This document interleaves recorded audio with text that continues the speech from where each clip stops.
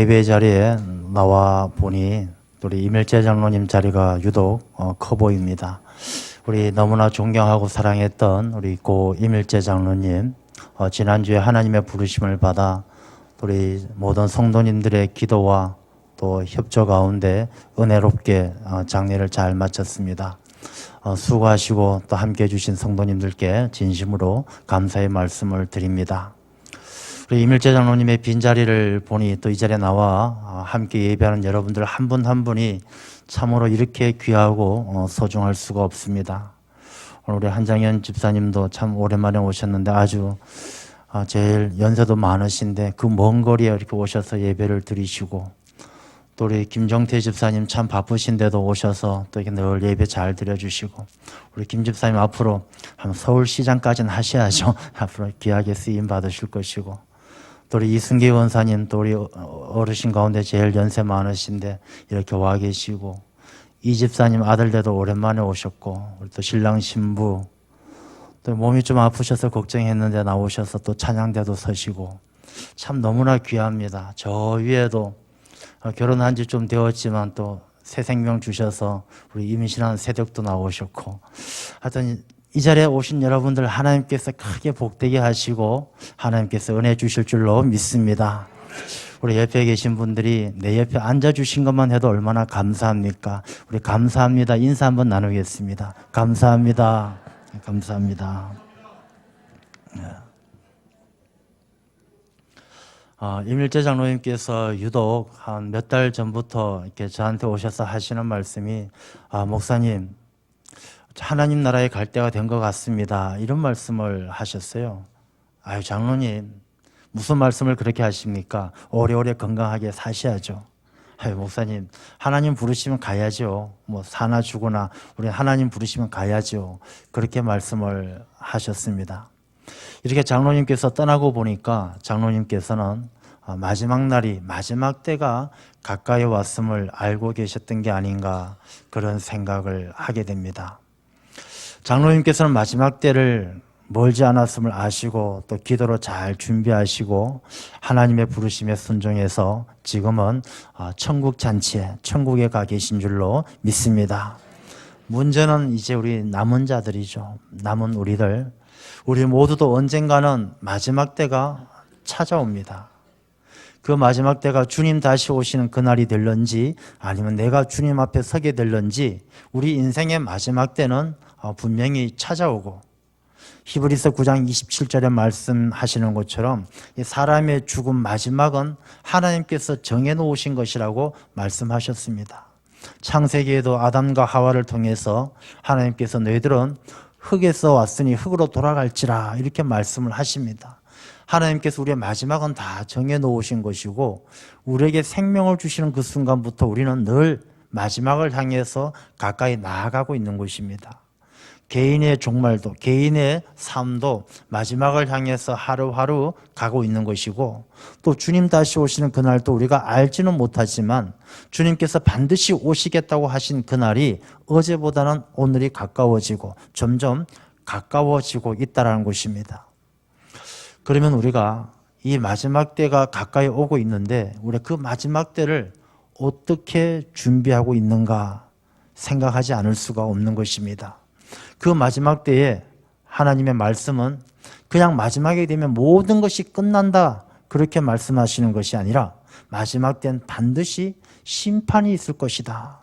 심판은 잘했다 못했다를 따져서 잘하면 상 주고 못하면 벌을 받게 되는 것인데, 그 마지막 때를 준비하지 않을 수가 없는 것입니다.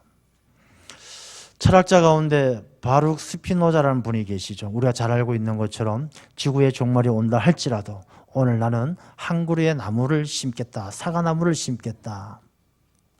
이 바룩이란 그 이름이 증거를 해주는 것처럼 이분은 유대인이었습니다. 바룩 스피노자가 유대인이었고 처음엔 유대교 교인이었지만 나중엔 하나님을 잘 믿지 않고 다원주의로 갔던 그런 철학자입니다.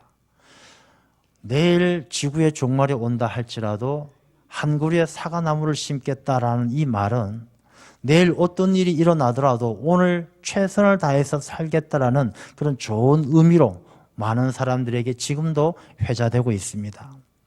근데 정말 이 스피노자는 내일 지구가 멸망한다라면 사과나무를 심었을까요? 그의 삶을 보면 그렇지 못했던 것 같습니다. 이 바룩 스피노자라는 이분은 철학자이기도 하지만 또 다른 직업이 있었습니다. 뭐냐면 안경 렌즈를 깎는 직업, 이 렌즈를 다듬어서 깎는 직업을 가지고 있었습니다. 근데 이 스피노자는 나중에 44살 젊은 나이에 죽게 됩니다. 왜? 이 유리를 자꾸 깎다 보니까 이 유리가루를 많이 들이마셔서 폐가 안 좋아져서 죽게 되는 것이죠. 다음 날을 준비하는 삶이 아니라 자기 자신이 죽을지도 모르고 살았던 그런 인물이었습니다. 우리가 스피노자는 그렇다 치고요. 만약에 정말로 내일 지구의 멸망이 오든지 아니면 내가 하루밖에 내 삶이 하루밖에 남아있지 않다라는 게 기정사실이라면 우리는 어떻게 살아야 하겠습니까? 아마 스피노자도 지구의 종말이 온다 하더라도 한 그루의 사과나무를 심겠다는 말은 절대로 내일 지구의 종말이 오지 않겠다라고 생각했기 때문에 그 말을 할 수가 있었습니다. 왜냐하면 지구의 종말이 온다라면 이 한 그루의 사과나무를 심는 것이 아무 의미가 없기 때문이죠. 이 한 그루의 사과나무를 심는 것은 앞으로 무슨 일이 닥칠지 몰라도 초연하게 살겠다는 것은 그만큼 미래에 대한 두려움이 없기 때문에 소중한 것이지, 내일 지구가 멸망한 것이 확실하다면 아마 사과나무를 심는 것처럼 바보스러운 일은 없을 것입니다. 여러분들은 만약에 주어진 시간이 조금밖에 남아있지 않다면 어떻게 살겠습니까? 대부분의 사람들은 정신없을 것입니다. 뭘 해야 될지도 모를 것입니다. 어떻게 살아야 할지, 시간을 어떻게 보내야 될지 모르고 허둥지둥, 그야말로 요즘 말하는 것처럼 멘붕 상태, 정신없이 지낼 것입니다. 그중에 조금 담대하고 똑똑하다고 생각하는 분들은 주어진 시간을 어떻게든 그냥 자기에게 재미있고 유익하게 보내기 위해서 사랑하는 사람을 만나는 사람도 있겠고, 이때까지 먹고 싶었는데 아끼느라고 못 먹었던 음식을 먹는 사람도 있겠고, 그렇게 살겠죠.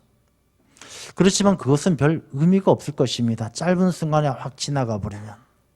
근데 진짜 문제가 뭐냐 하면 내일 지구가 멸망하지 않고 내 삶이 끝나지 않을진데도 진짜 끝나는 것처럼 허둥지둥 살고 정신없이 살고 자기 먹고 싶은 것, 자기 좋은 것만 하면서 살아가는 많은 사람들이 있다는 것이 진짜 문제이죠.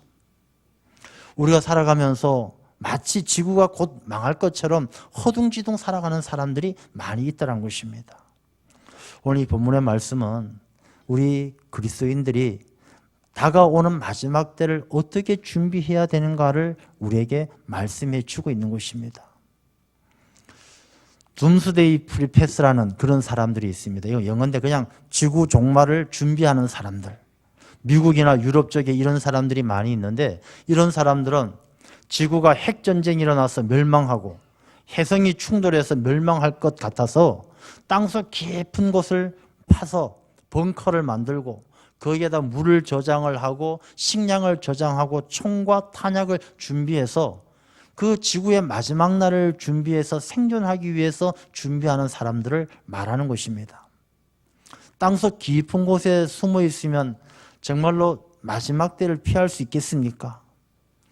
지구가 핵전쟁이 일어나고 해성이 충돌해도 버티기 힘들겠지만 자기 자신의 마지막 순간 죽음을 피할 수 있겠습니까? 땅속에 숨는다고 피할 수 있는 것이 아니란 것입니다. 성경 말씀은 마지막 때에 대해서 전쟁도 있고 지진도 있고 기근도 있고 많은 재앙을 이야기하지만 진짜 마지막은 무엇이냐? 주님께서 다시 오셔서 심판함으로 말미암아 진짜 마지막이 온다는 것입니다.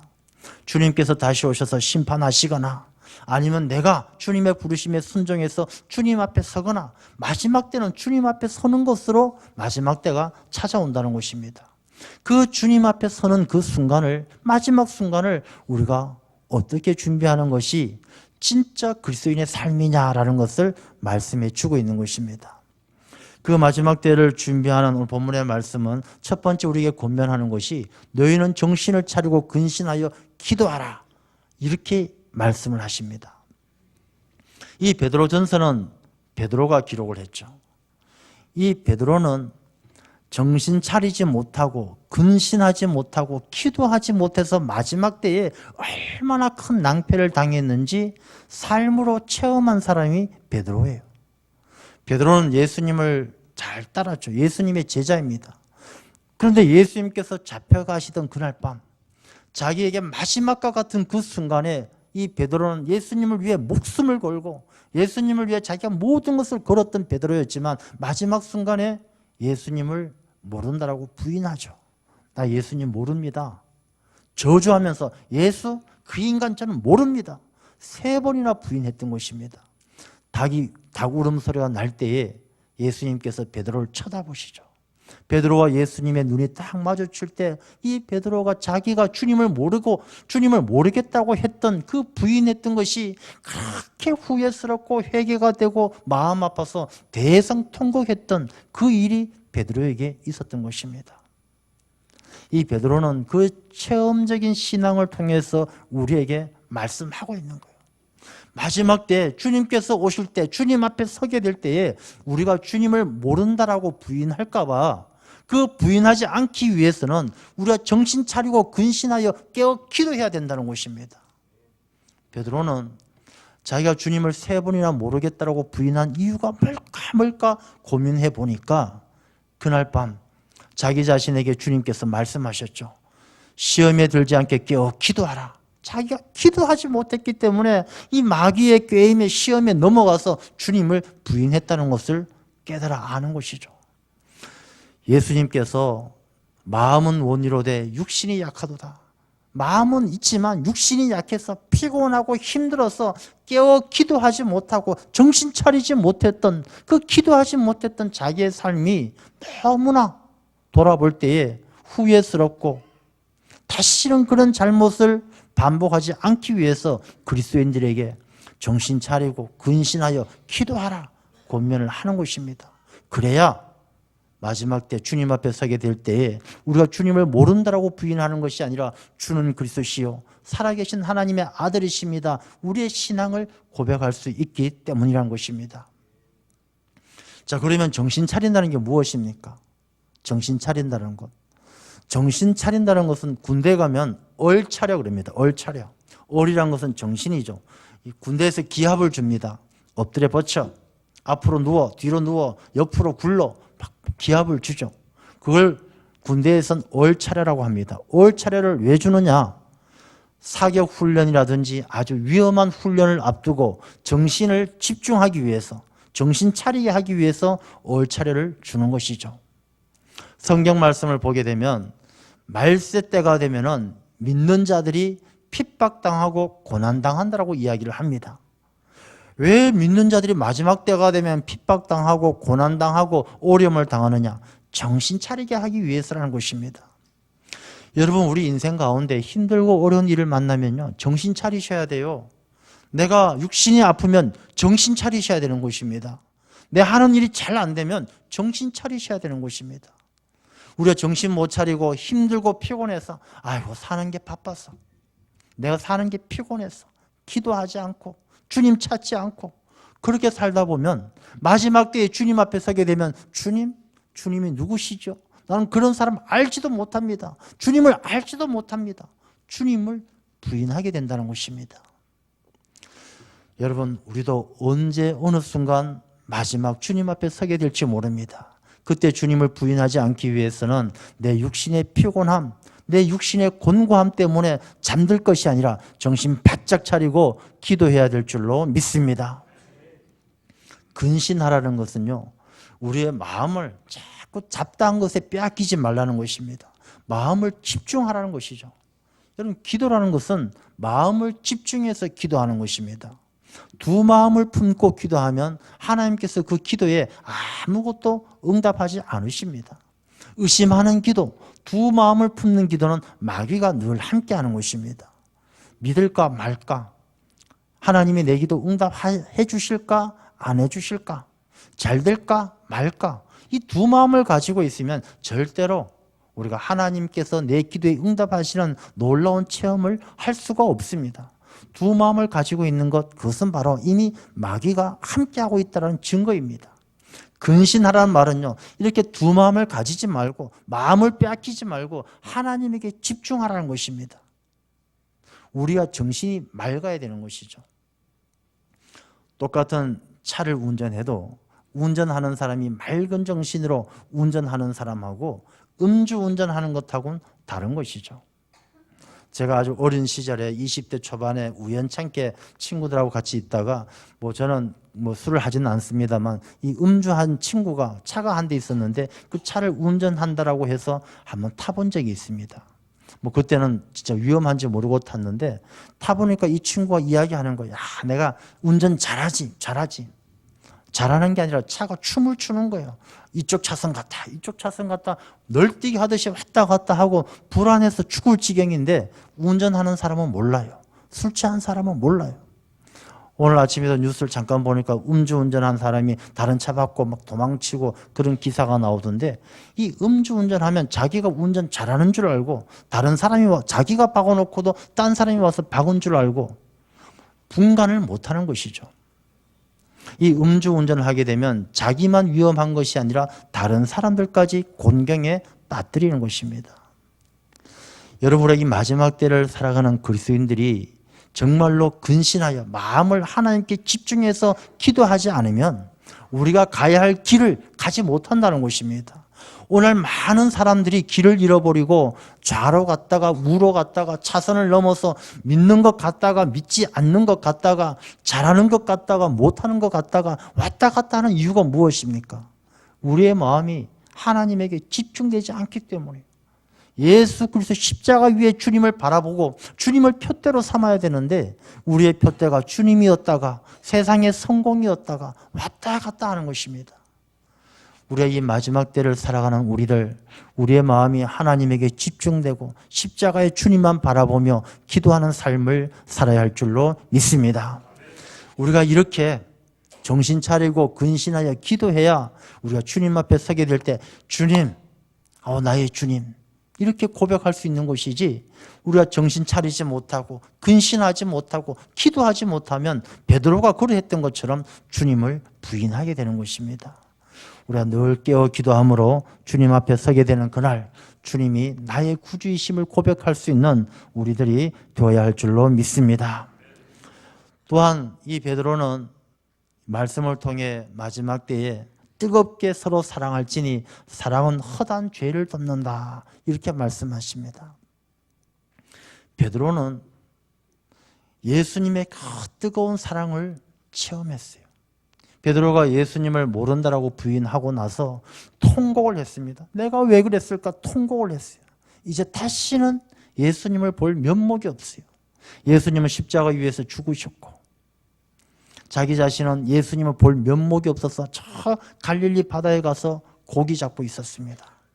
부활하신 주님이 갈릴리 바다에 찾아오셨어요. 베드로를 만나셨어요. 베드로에게 너가 나를 사랑하느냐 물어보십니다. 너가 나를 사랑하느냐 2번. 주님, 내가 주님을 사랑하시는지 주님 아시지 않습니까? 너가 나를 사랑하느냐 3번이나 주님께서 물어보시더니 내 양을 치라, 내 양을 먹이라 말씀하셨어요. 예수님께서 베드로에게 찾아와서 너가 나를 사랑하느냐라고 묻는다는 것은 예수님께서 베드로를 얼마나 사랑하시는지 그 마음을 베드로가 알았던 것이죠. 예수님이 베드로를 사랑하지 않았더라면 뭐하러 베드로를 찾아갔겠습니까? 이 괘씸한 놈. 그렇게 나를 잘 따르고 나를 위해서 생명까지 줄 것처럼 하더니 내가 잡히던 그날 밤에 나를 모른다라고 저주까지 하며 3번이나 부인한 이 괘씸한 놈. 예수님께서 베드로를 찾아오실 이유가 없죠. 그렇지만 이 베드로가 눈물로 통곡하며 자기의 죄를 회개할 때에 예수님은 그 베드로의 마음을 아시고 그 허다한 죄를 덮어주시기 위해서 베드로를 찾아오셔서 너가 나를 사랑하느냐? 너가 나를 사랑하느냐라고 묻고 계시지만 예수님은 그 깊은 곳에서 내가 너를 얼마나 사랑하는지 너 알고 있느냐라고 물어보시는 거예요. 베드로는 그 예수님의 그 뜨거운 사랑이 예수님을 부인했던 자기의 허다한 죄를 덮어주시는 그 은혜를 느낄 수가 있었던 것이죠. 그래서 이 베드로는 우리에게 권면을 하는 것입니다. 사람들은요, 사랑을 먹고 삽니다. 사랑받으면 사람이 달라지고, 사랑받으면 예뻐지고, 사랑받으면 힘이 나는 것입니다. 우리가 사랑하면서 살기에도 바쁜 세상인데 왜 미워하고 원망합니까? 옛날에 내가 철이 없어서, 내가 부족해서 실수했던 것, 잘못했던 것, 그걸 잊지 못하고 미워하고 원망만 하면서 살아가다가 마지막 날이 덜컥 찾아온다라면 그 얼마나 후회스럽고 가슴 아픈 일입니까? 사람은 사랑을 먹고 사랑으로 자라나는 것인데 이 베드로는 우리에게 간절하게 이야기하는 것입니다. 주님의 그 사랑, 그 뜨거운 사랑으로 내가 주님을 부인했던 내 죄를 덮어주신 그 주님의 사랑, 우리 모든 그리스도인들이 기억하고 우리가 정신 차리고 근신하여 기도함으로 하나님을 사랑하듯이 우리가 뜨겁게 서로 성도 간의 사랑을 나누라는 것입니다. 여러분, 뜨겁게라는 말을 잘 생각하셔야 됩니다. 뜨겁다는 것은 열이 난다는 것인데 이 열은 절대로 그냥 일어나지 않습니다. 이 에너지 질량의 법칙을 따라서 본다라도 하면은 이 열이 난다는 것은 뭔가 그만큼 이렇게 에너지를 발생시켜야만 열이 나는 것입니다. 기름을 떼든지 나무를 떼든지 마찰을 일으키든지 그래야 열이 나는 것이죠. 뜨겁게 사랑한다는 것은 그만큼 우리가 사랑에 대한 희생과 수고가 필요하다는 것입니다.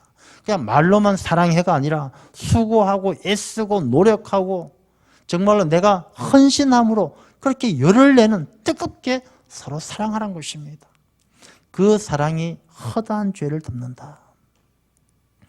여러분, 이 허다한 죄라고 해서 우리가 입장 바꾸어서 아유, 당신 나 좀 사랑하십시오. 내가 죄가 많지만 당신 나 사랑하고 내 죄를 덮어주십시오.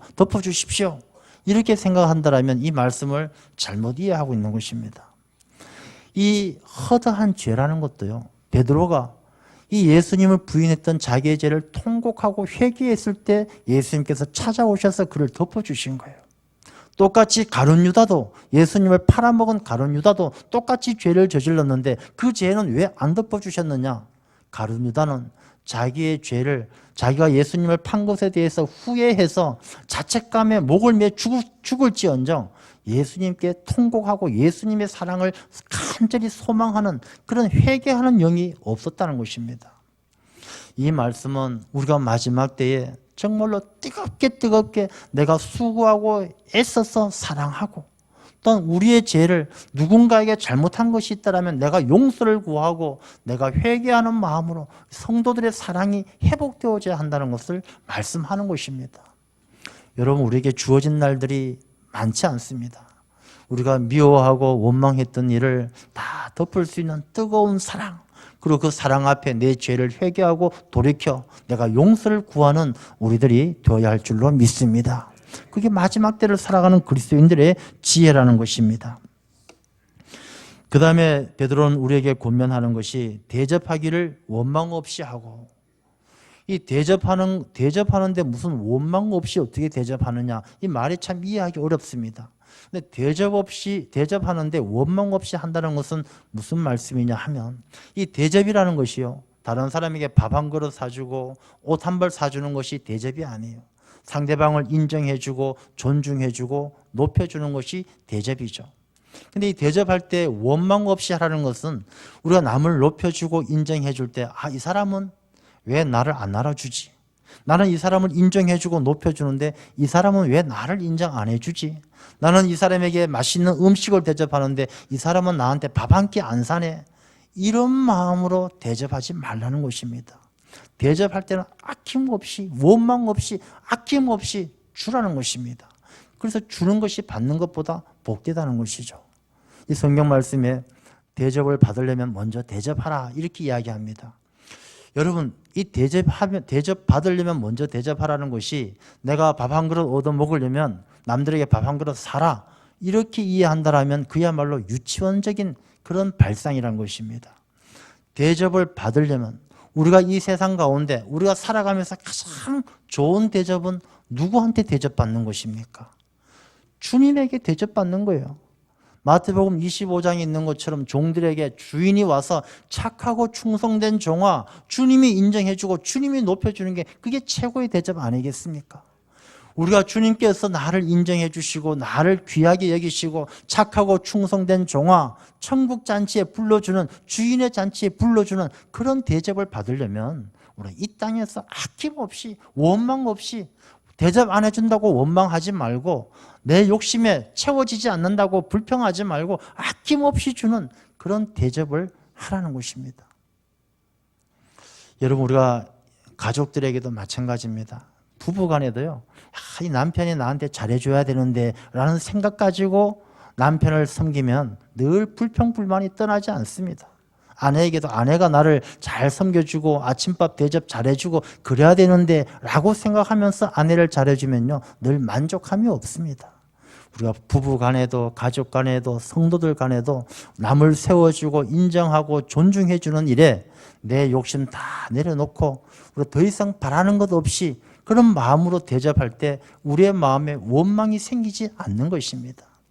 우리의 진짜 대접은 하나님께서, 주님께서 대접해 주는 것이 최고의 대접인 줄로 믿고 이 땅에서 겸손하게 대접할 수 있는 그런 우리들이 되어야 할 줄로 믿습니다.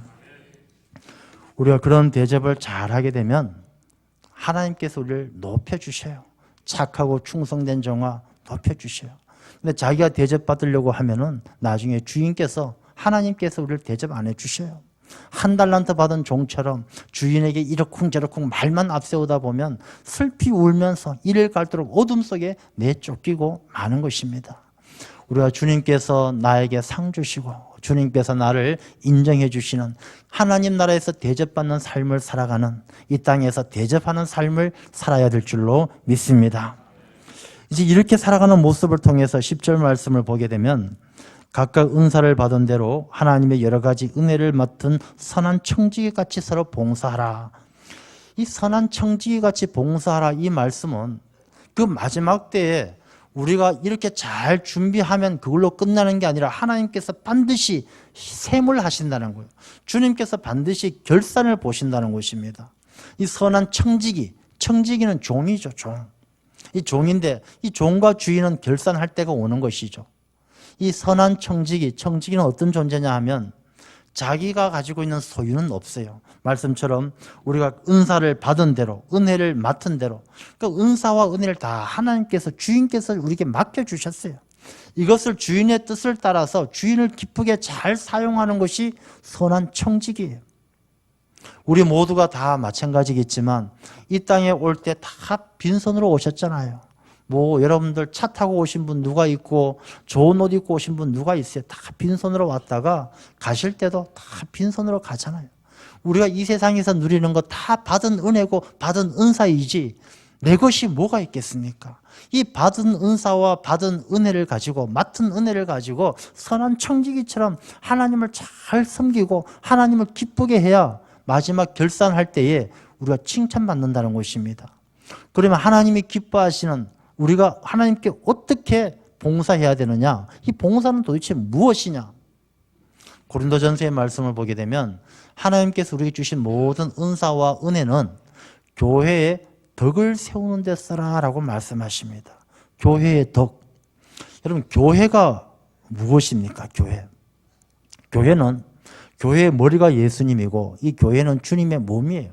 이 교회라는 것은 바로 예수 그리스도가 교회고 교회가 그리스도예요. 교회와 그리스도는 떨어질 수 없는 바로 예수 그리스도 자체이고 예수 그리스도가 바로 교회라는 것입니다. 이 교회의 덕을 세우라라는 말씀은 예수님께서 머리가 되신 교회가 이 땅 가운데 예수님께서 하신 사역처럼 하나님 나라를 선포하고 복음을 가르치고 병든 자들을 고쳐주는 그 주님의 사역에 그 모든 은사와 받은 은혜를 다 봉사함으로 써야 한다는 것입니다. 우리에게 주신 재능, 건강, 시간, 물질 다 교회의 덕을 세우는 일에 써야 마지막 때에 선한 청지기처럼 주인에게 칭찬받게 될 줄 믿습니다. 여러분, 우리 주신 재능과 건강과 이런 것들 마치 자기 것인 양 생각하게 되면요, 선한 청지기가 될 수가 없어요. 시간이 없는데, 왜 시간이 없어요? 하나님이 주신 시간인데 그 시간을 자기 시간으로 생각하니까 시간이 없는 것이죠. 내가 가진 게 없어서, 물질이 없어서 왜 없습니까? 다 하나님께서 주신 것인데 자기 것으로 생각하니까 하나님께 드릴 게 없는 것이죠. 하나님의 것이 아니라 자기 것으로 생각하게 되면 늘 칭찬받고 싶어하고 자기가 대접받고 싶어해요. 이 선한 청지기가 못 되면 잘 걸리는 병이 있어요. 특별히 우리 교회 안에 성도님들이 잘 걸리는 병이 있어요. 무슨 병이냐? 섭섭증이에요. 섭섭증. 뭐 왜 그렇게 섭섭한 게 많은지 몰라요. 그냥 누구 하나 이렇게 말 안 걸어줘도 섭섭하고, 예, 누구한테 새우깡 나눠주는데 새우깡 그 조그만 거 하나 안 줘도 섭섭하고, 왜 이렇게 섭섭한 게 많은지 몰라요. 누구 하나 이렇게 눈 마주쳐주면 좋아하고 안 마주쳐주면 섭섭하고. 이 섭섭증이 왜 찾아오느냐? 이 자기 자신이 자기 모든 것을 자기 것으로 생각하는 거예요. 내가 누군데, 내가 인사받아야 되는데, 내가 인정받아야 되는데, 내가 대접받아야 되는데, 이런 생각이 있으면요, 이 섭섭증이 찾아오는 거예요. 이 섭섭증은 이 섭섭마귀랑 똑같은 거예요. 찾아오는 거예요. 우리가 선한 청지기처럼 11절의 말씀처럼 이 모든 것이 하나님으로부터 오는 것, 우리가 무슨 말을 하더라도 이 말을 하나님께서 주시는 말씀처럼, 그러니까 내가 하는 말이 내 말이 아니라 하나님의 말씀이 내 안에서 나를 통해서 전해지는 것처럼, 내가 어떤 일을 할 때에도 내 힘으로 하는 것이 아니라 하나님께서 공급해 주시는 힘으로 하는 것처럼 하면 이 섭섭증이 안 걸려요. 내가 말을 했는데 저 사람이 내 말을 잘 안 들어줬어요. 이게 내 말이라고 생각하면 섭섭하기 그지없어요. 왜 저 사람 내 말 안 들어줄까? 하나님의 말씀으로 생각하고 말을 하게 되면 하나님께서 붙들어 주실 것이고 하나님께서 그 사람의 삶을 흔들어 주실 것이기 때문에 섭섭증이 안 생기는 거예요. 이 모든 시간, 재물, 능력 다 내 것으로 생각하면 섭섭증이 늘 따라다니는 것입니다. 그래서 우리가 이 섭섭증에 걸리게 되면 우리가 성도의 사랑도 하나님과의 사랑도 온전해질 수가 없는 것입니다.